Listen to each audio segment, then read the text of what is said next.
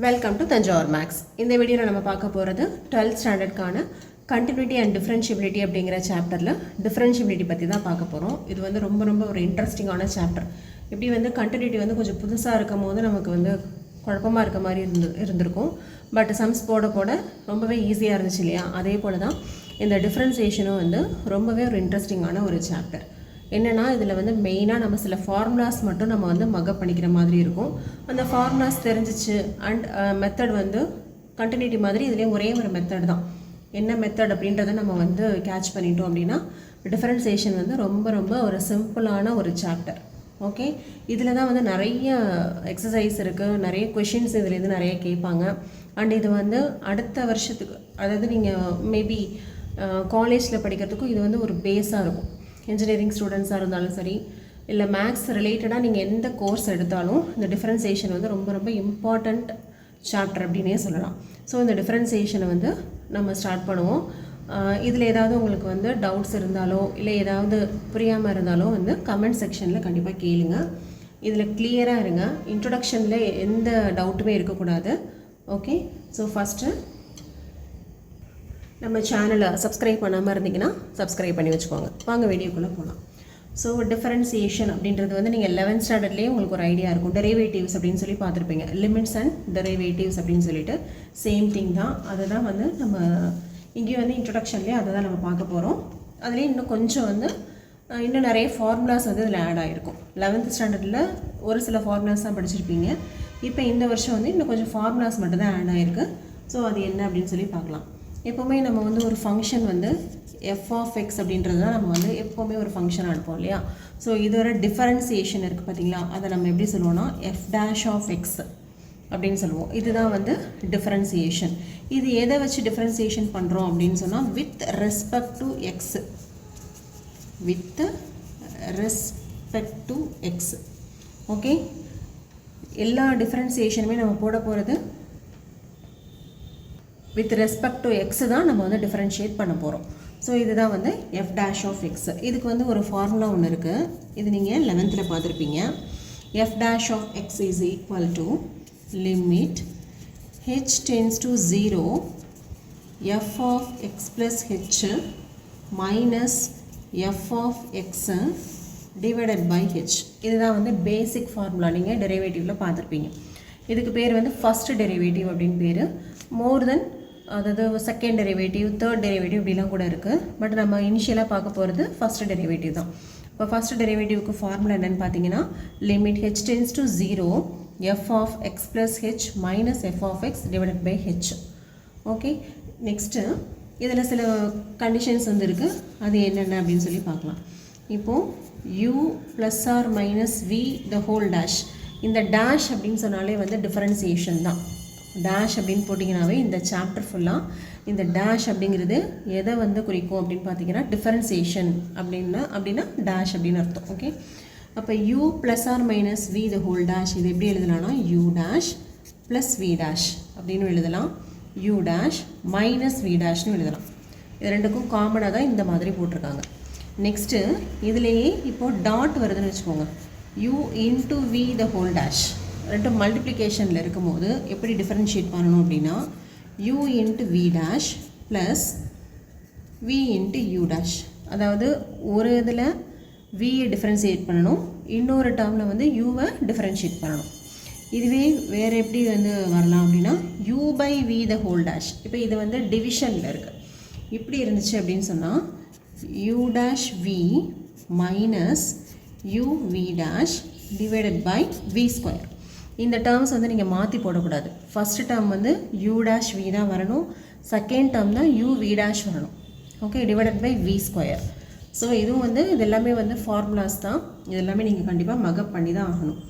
Next சில ஃபங்க்ஷன்ஸுக்கு நம்ம வந்து டெரிவேஷன் வந்து என்ன வருது அப்படின்னு சொல்லி பார்க்கலாம். இப்போது எஃப் ஆஃப் எக்ஸ் வந்து எக்ஸ் பவர் n அப்படின்னு கொடுத்துருந்தா அதோட differentiation n into X power n minus 1. Sine எக்ஸோட டிஃபரன்சியேஷன் காஸ் எக்ஸ். காஸ் எக்ஸோட differentiation minus sine X. Tan எக்ஸோட டிஃபரன்சியேஷன் சீக்கன் ஸ்கொயர் எக்ஸ். இன்னும் வந்து cot X cosecant X secant X எல்லாத்துக்குமே நமக்கு வந்து டிஃபரன்சியேஷன் ஃபார்முலா இருக்குது. அந்த எல்லா டிஃபரன்சியேஷன் ஃபார்முலாஸையும் சேர்த்து நான் வந்து ஒன்றா ஒரு ஷார்ட்ஸில் வந்து போடுறேன். உங்களுக்கு ரெஃபரன்ஸ் தேவைப்பட்டுச்சுன்னா நீங்கள் அதில் வந்து வெரிஃபை பண்ணிக்கலாம். ஓகே, இப்போ இதில் வந்து இன்னொன்று நம்ம என்ன தெரிஞ்சுக்கணும் அப்படின்னு பார்த்தீங்கன்னா, differentiation of X power n வந்து என்னென்னு சொல்லியிருக்கோம், n into X power n minus ஒன்னு சொல்லியிருக்கோமா. அதாவது எண்ணுக்கு நீங்கள் என்ன வேல்யூ கொடுக்குறீங்களோ அதை பொறுத்து இங்கே உள்ள வேல்யூ வந்து மாறிக்கிட்டே இருக்கும். ஆனால் நம்ம அடிக்கடி என்ன யூஸ் பண்ணுவோம் அப்படின்னா, டிஃபரன்சியேஷன் ஆஃப் எக்ஸ் அப்படிங்கிறத யூஸ் பண்ணிக்கிட்டே இருப்போம். நிறைய கொஷின்ஸ்லாம் ரிப்பீட்டடாக இந்த எக்ஸோட டிஃபரன்சியேஷன் வந்துக்கிட்டே இருக்கும். ஸோ டிஃபரன்சியேஷன் ஆஃப் எக்ஸ் வந்து என்னென்னா 1. இது எப்படி அப்படின்னு சொல்லி பார்த்தீங்கன்னா, இப்போ இங்கே எக்ஸுக்கு பதிலாக எண்ணுக்கு பதிலாக 1 இருக்கிறதா அர்த்தமா. இப்போ இந்த ஃபார்முலாவில் அப்ளை பண்ணுங்கள். 1 இன்ட்டு எக்ஸ் பவர் 1 மைனஸ் 1. அப்போது 1 into X power 0. Anything power 0 வந்து 1 தானே. அப்போ 1 இன்ட்டு 1 1. அப்படி தான் டிஃபரன்சியேஷன் ஆஃப் எக்ஸ் வந்து 1 அப்படின்னு வந்துச்சு. அடுத்தது டிஃபரன்சியேஷன் ஆஃப் எக்ஸ் ஸ்கொயர் அப்படின்னு பார்த்தீங்கன்னா 2x. ஓகே, இதுவும் இந்த ஃபார்முலாவில் அப்ளை பண்ணி பார்த்தீங்கன்னா தெரியும். இங்கே எண்ணுக்கு பதிலாக 2 அப்ளை பண்ணுங்கள். அப்போ எக்ஸ் பவர் 2 மைனஸ் 1. இப்போ 2 into X power 1 2x. Okay, next differentiation of X cube என்ன வரும்னா 3x square. Differentiation of X power 4 என்ன வரும் அப்படின்னா 4x க்யூப். இதெல்லாம் ஏன் நம்ம போடுறோம் அப்படின்னு சொன்னால், இங்கே டிஃபரன்சியேஷன் ஆஃப் எக்ஸ் பவர் 4 ஒரு இடத்துல வருது அப்படின்னா நீங்கள் அப்போ போய் n into X power n minus 1 அப்படிலாம் போட்டு பார்த்தீங்கன்னா டைம் ஆகும் ரொம்ப. ஓகேவா. ஸோ இதெல்லாம் நீங்கள் டேரெக்டாகவே வந்து மைண்டில் மக்கப் பண்ணி வச்சுக்கலாம். So X square X cube X power 4 இது எல்லாத்துக்கும் முடிச்சிட்டோம். அதே போல் டிஃபரன்சியேஷன் ஆஃப் இ பவர் எக்ஸுக்கு எப்போவுமே இ பவர் எக்ஸ் தான். டிஃபரன்சியேஷன் ஆஃப் இ பவர் எக்ஸ்னால் இ பவர் எக்ஸே போட்டுடலாம். இதை தவிர கான்ஸ்டன்ட்டுக்கெலாம் சில டிஃபரன்சியேஷன் வரும். எப்போவுமே நீங்கள் வந்து ஒரு கான்ஸ்டன்ட்டை டிஃபரன்ஷியேட் பண்ணிங்கன்னா 0 தான் ஆன்சர் வந்து கிடைக்கும். Okay, differentiation of a constant is 0. For example, differentiation of k அப்படின்னு பார்த்தீங்கன்னா 0 தான். differentiation of 2 அப்படின்னு சொன்னாலும் 0 தான். ஆனால் இதுக்கு சில எக்ஸப்ஷனல் கேஸ் இருக்குது. என்ன அப்படின்னு பார்த்தீங்கன்னா, இது நம்ம ஏற்கனவே 5.1 எக்ஸசைஸ் நம்ம போடும்போதே நம்ம சொல்லியிருப்போம். இப்போ ஒருவேளை இப்போ உங்களுக்கு வந்து இப்படி இருக்குன்னு வச்சுக்கோங்களேன், ஃபங்க்ஷன் k + 2 cos x அப்படின்னு இருக்குது அப்படின்னு வச்சுக்கோங்க.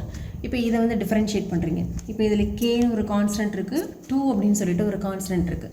இப்போ இதை வந்து நம்ம டிஃபரன்ஷியேட் பண்ணணும் அப்படின்னா என்ன ஆகும்னா, டிஃபரன்சியேஷன் ஆஃப் கேங்கிறது ஒரு கான்ஸ்டண்ட்டாக, இப்போ இது வந்து 0 ஆயிரும். ஓகே, ஆனால் டிஃபரன்சியேஷன் ஆஃப் 2 அப்படிங்கும்போது 2 தான் போடணும். ஏன் அப்படின்னு பார்த்தீங்கன்னா, இந்த 2 அப்படிங்கிற நம்பர் இந்த காஸ் எக்ஸை கூட எப்படி இருக்குது, மல்டிப்ளிகேஷனில் இருக்குது. அப்போ எப்போ வந்து ஒரு கான்ஸ்டன்ட்டு இன்னொரு டேர்மோட இந்த மாதிரி மல்டிப்ளிகேஷனில் இருக்குதோ அப்போ அதை எதுவுமே டிஸ்டர்ப் பண்ணாமல் அப்படியே போட்டுடணும். சரியா. ஒருவேளை அந்த கான்ஸ்டன்ட் இந்த மாதிரி தனி டேர்மாக ஒரே ஒரு கான்ஸ்டன்ட் மட்டும் இருக்குது அப்படின்னா அப்போ தான் அதோட டிஃபரன்சியேஷன் வந்து 0. அப்போ இங்கே வந்து டிஃபரன்சியேஷன் ஆஃப் 2க்கு 2வே தான் போட்டுடணும். டிஃபரன்சியேஷன் ஆஃப் காஸ் எக்ஸுக்கு நமக்கு மைனஸ் சைன் எக்ஸ் அப்படின்னு சொல்லிட்டு வரும். இப்போ பார்த்தீங்கன்னா -2 sin x அப்படிங்கிறது தான் இந்த டேர்மோட டிஃபரன்சியேஷன். ஸோ இதுதான் வந்து நம்ம கான்ஸ்டன்ட் டிஃபரன்சியேஷனில் மெயினாக தெரிஞ்சுக்க வேண்டியது. எப்போவுமே ஒரு கான்ஸ்டன்ட்டு இந்த மாதிரி தனியாக சிங்கிள் டேர்மாக வரும்போது அதை டிஃபரன்ஷியேட் பண்ணிங்கன்னா 0 தான் ஆன்சர். ஆனால் இந்த மாதிரி இன்னொரு டேர்ம் கூட அந்த மல்டிப்ளிகேஷனில் வரும்போது கண்டிப்பாக அந்த கான்ஸ்டண்ட்டாக அப்படியே போட்டுருணுமே தவிர டிஃபரன்ஷியேட் பண்ணி 0 அப்படின்னு சொல்லி போட்டுறாதீங்க. ஓகே, இது வந்து ஒரு மெயின் இம்பார்ட்டண்ட் பாயிண்ட்டு. சரியா. நெக்ஸ்ட்டு இதில் வந்து செயின் ரூல் அப்படின்னு சொல்லிட்டு ஒன்று பார்ப்போம். Chain rule. ஓகே, இதுக்கு வந்து ஒன்றும் பெருசாக ஃபார்முலா அப்படின்னு டைரெக்டாக ஒன்றும் கிடையாது. நம்ம போட போகிற அத்தனை சம்முமே செயின் ரூலில் தான் போட போகிறோம். ஓகே, அது வந்து நீங்கள் சம்ஸ் போட உங்களுக்கு வந்து கிளியராக புரியும். ஸோ இதோட இன்ட்ரொடக்ஷன் வந்து கம்ப்ளீட் ஆகுது. உங்களுக்கு நான் வந்து டிஃப்ரென்ஷியேஷன் ஃபார்முலாஸ் எல்லாத்தையும் சேர்த்து நான் ஷார்ட்ஸ் வந்து உங்களுக்கு ஒரு வீடியோ வந்து போடுறேன். அதில் நீங்கள் எல்லாத்துக்குமே நீங்கள் வந்து ஃபார்முலாஸ் வந்து நீங்கள் அதில் வெரிஃபை பண்ணிக்கலாம். நெக்ஸ்ட்டு வீடியோவில் நம்ம வந்து எக்ஸசைஸ் 5.2ல் உள்ள கொஷின்ஸ் எல்லாத்துமே நம்ம வந்து பார்க்கலாம். நம்ம சேனல் உங்களுக்கு பிடிச்சிருந்ததுன்னா லைக் பண்ணுங்கள், ஷேர் பண்ணுங்கள். கண்டிப்பாக மறக்காமல் கமெண்ட்ஸ் போடுங்க. தேங்க்யூ ஃபார் வாட்சிங்.